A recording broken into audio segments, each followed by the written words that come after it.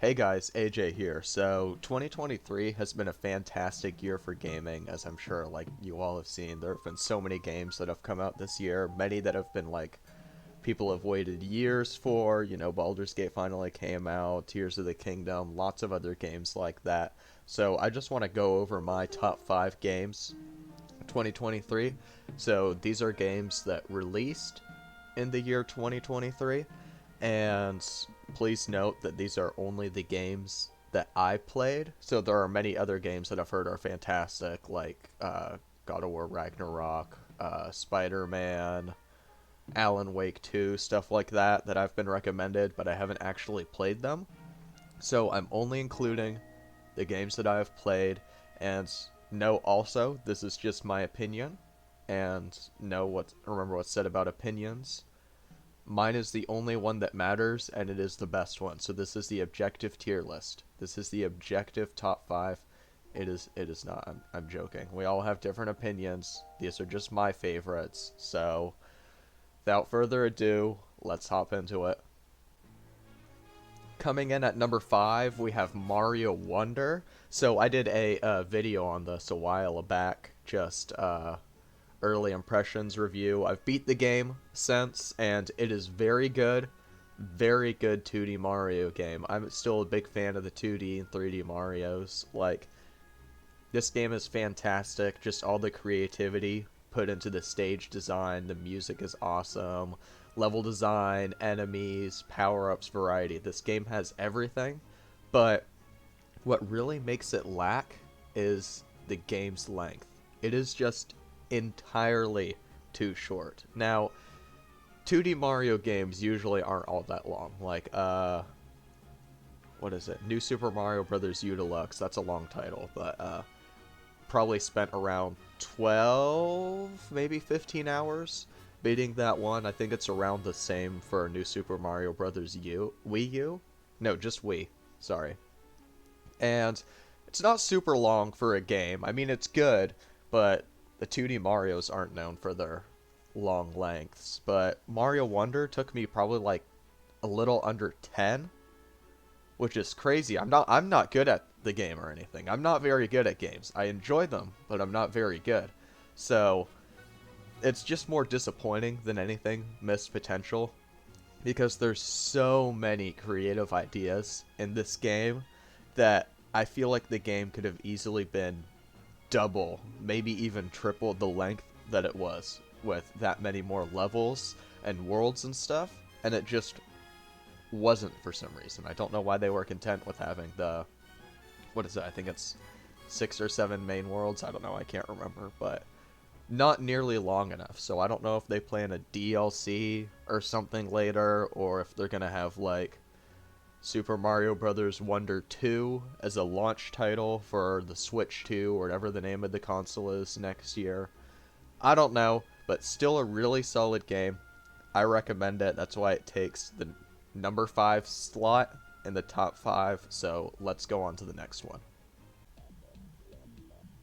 Alright, now we got at number 4, we have Metroid Prime Remastered. So, I know this technically isn't a new game, but it's my tier list, it's my top 5, and I get to put what I want to on here. So, because this game did release this year, the remastered version, I didn't play the original, which is why I'm happy. I didn't really get into Metroid until recently, and this is just such a fantastic game. It reminds me a lot of, for those of you who haven't played a Metroid game, it's all about exploring the world, solving puzzles, and fighting scary monsters. Not in like a dungeon crawler sense, not in a fantasy thing, but for Metroid Prime, think of Halo mixed with Legend of Zelda.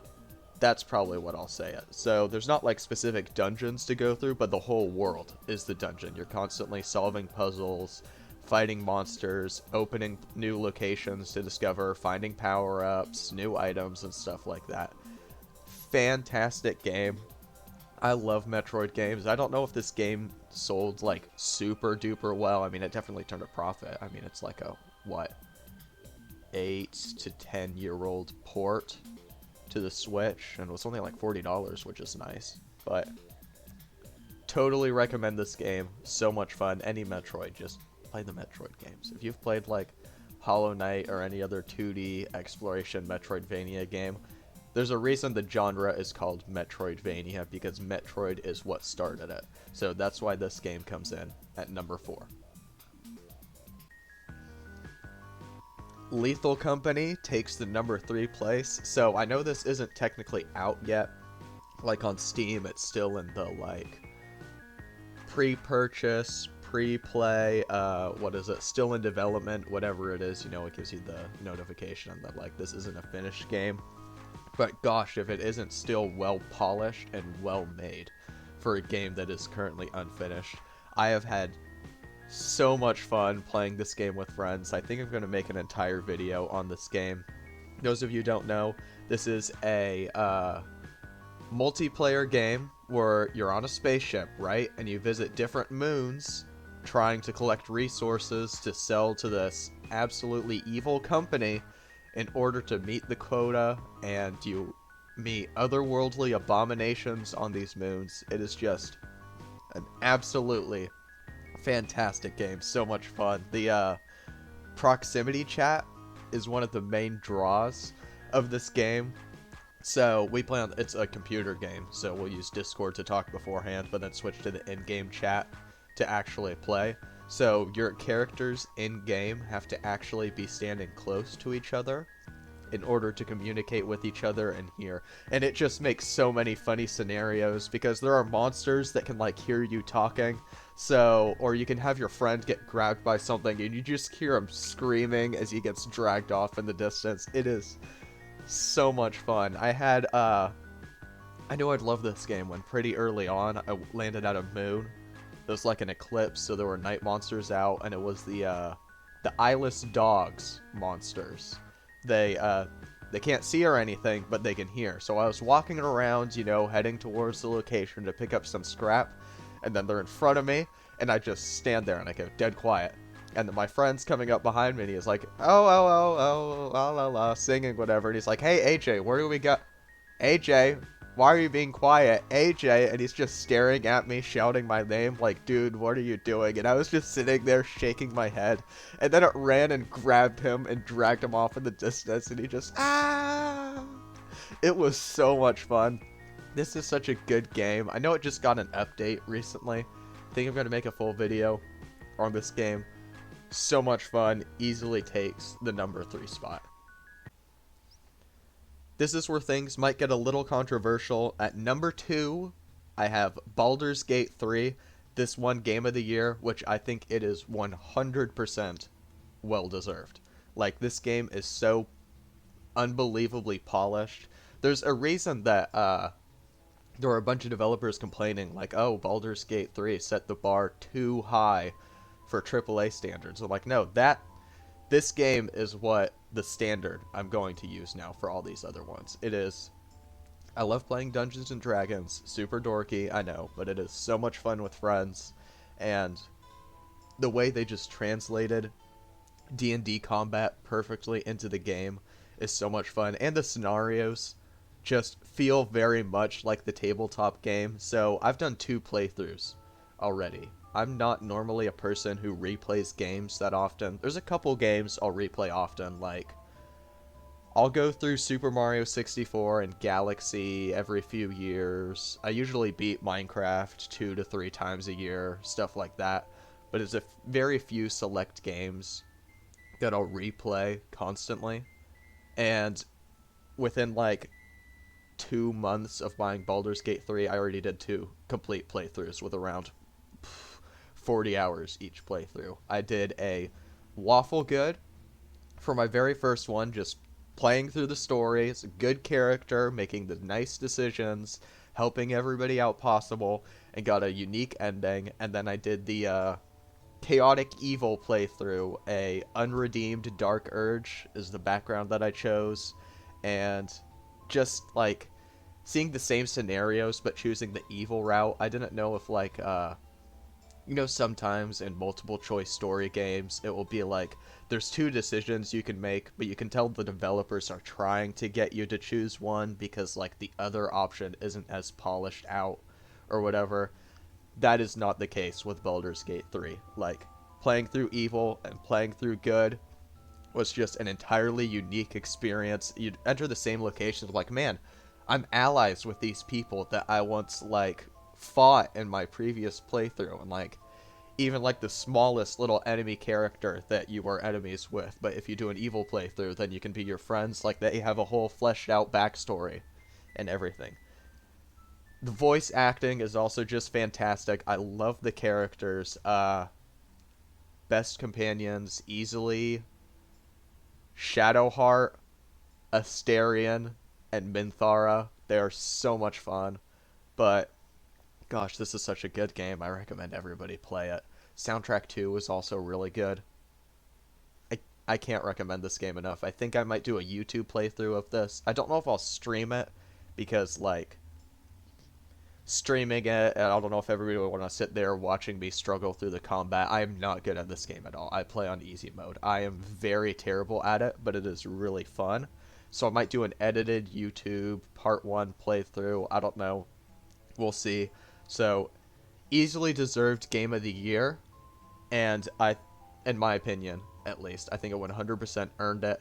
But this only takes the number 2 spot for me, because remember, this is my very subjective opinion, and I think this is an absolutely fantastic game, but there is still another game that topped it for me, and let's just get into that now.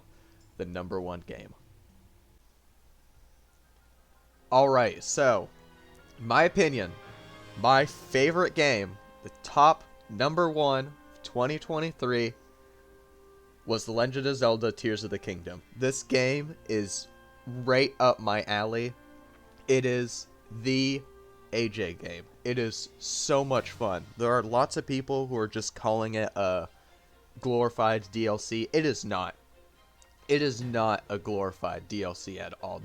Breath of the Wild and Tears of the Kingdom, although they have very similar gameplay themes, they definitely feel like very different games. As revolutionary as Breath of the Wild was, like, for gaming at the time, hard to believe that game's like, what, 7 years old now. Like, gosh, I feel so old now. But as revolutionary as that was, Tears of the Kingdom just makes Breath of the Wild feel like a tech demo with the amount of stuff that has been added to this game. The Ultra Hand, building machines is so much more fun.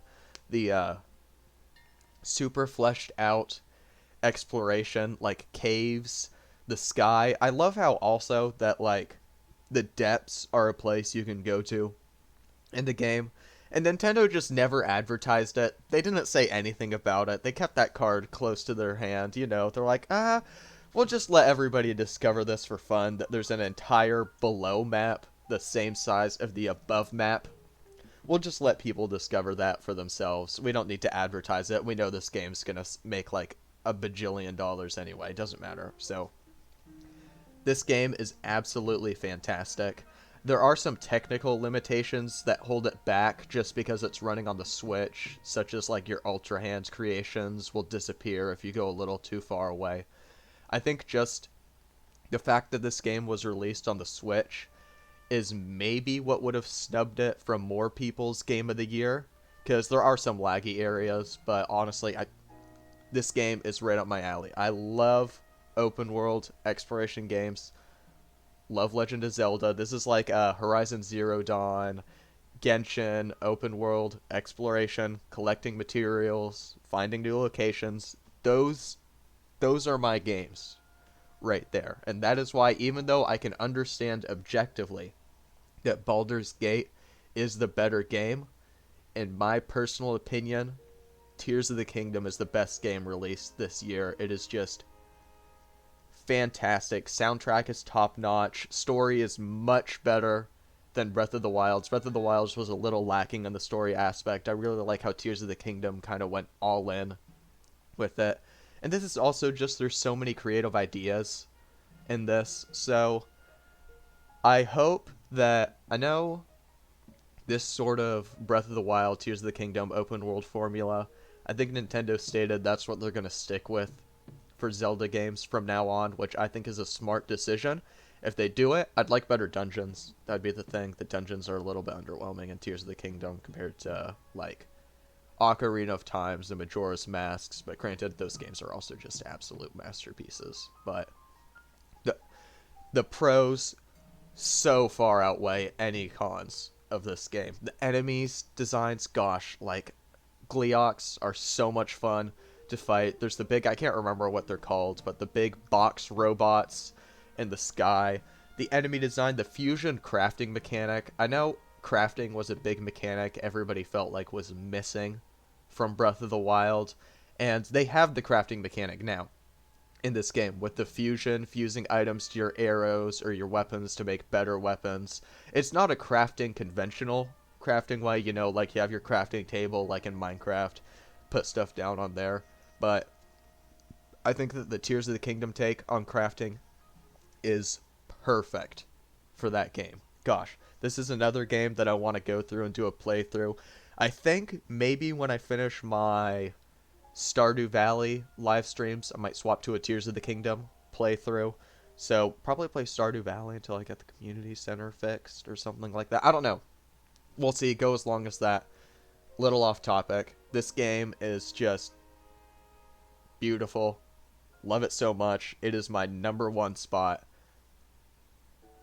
Fantastic. That is it. That is my top 5, so I'm just going to go through it again. We got 5, Mario Wonder, 4, Metroid Prime Remastered, 3, Lethal Company, 2, Baldur's Gate 3, 1, Tears of the Kingdom. Now, again, I'm going to state that these are just the games that I played that were released this year. I don't buy many AAA new games, like stuff when they release, because they're like, what, 60, like Tears of the Kingdom, $70 for the game. That's pretty expensive. I like to put stuff on a wish list, wait a few years for it to go down in price. Like Red Dead Redemption 2 is a good example. I didn't play that game till like 2 years after release when I got it for $30, even though, gosh, I wish I bought it on release. That's another fantastic game. But are there any other games that I missed this year? I've already been told. I stated some at the beginning, like Alan Wake, God of War, Spider-Man, stuff like that. Are there any other 2023 games that flew under the radar? Maybe Pikmin, maybe Mario RPG. Haven't played those yet. Just let me know. I'm always down to try some new games. And hey, if you want to see me make a video on any of these individual games, let me know. I also just want to bring to attention, just thank you all for like the crazy amount of support that I've had on my most 2 recent videos. Like my Fields of Mystery video got like 1.2k views, and I think that my Lego Fortnite one hit like 2,000, which is just crazy. Didn't expect I'd reach that. Like, thank you for enjoying me just rambling on and on about stuff that I hope you care about. Thank you. Again, appreciate it. Let's hope 2024 is another fantastic year for gaming. Thanks for watching this video. See you guys later. Bye. Take care.